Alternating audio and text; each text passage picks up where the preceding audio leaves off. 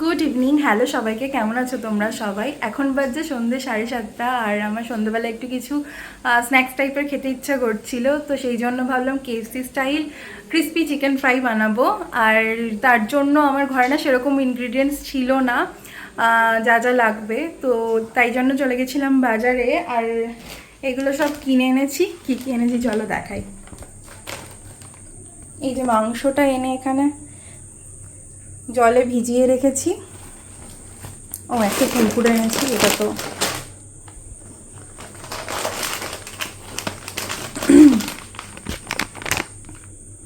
তো অরিগ্যানো এনেছি,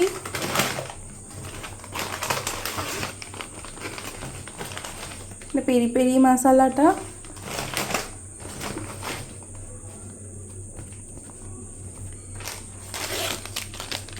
হলুদ ছিল না ঘরে তাই জন্য একটা হলুদের প্যাকেট, সাদা তেল,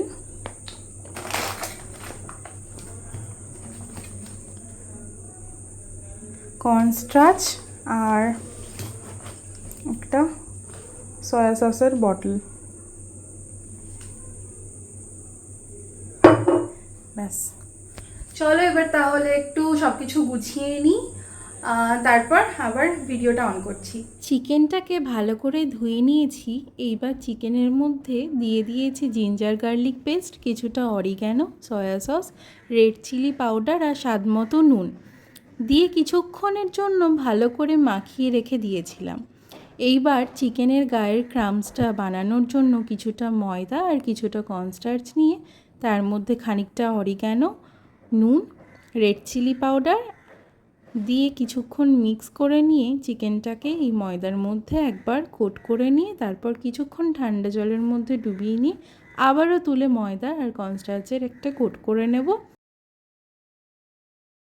এইবার কড়াইতে তেল গরম হয়ে এলে এগুলোকে মিডিয়াম ফ্লেমে মুচমুচে করে ভেজে নেব। ব্যাস, তাহলেই রেডি ক্রিস্পি চিকেন ফ্রাই।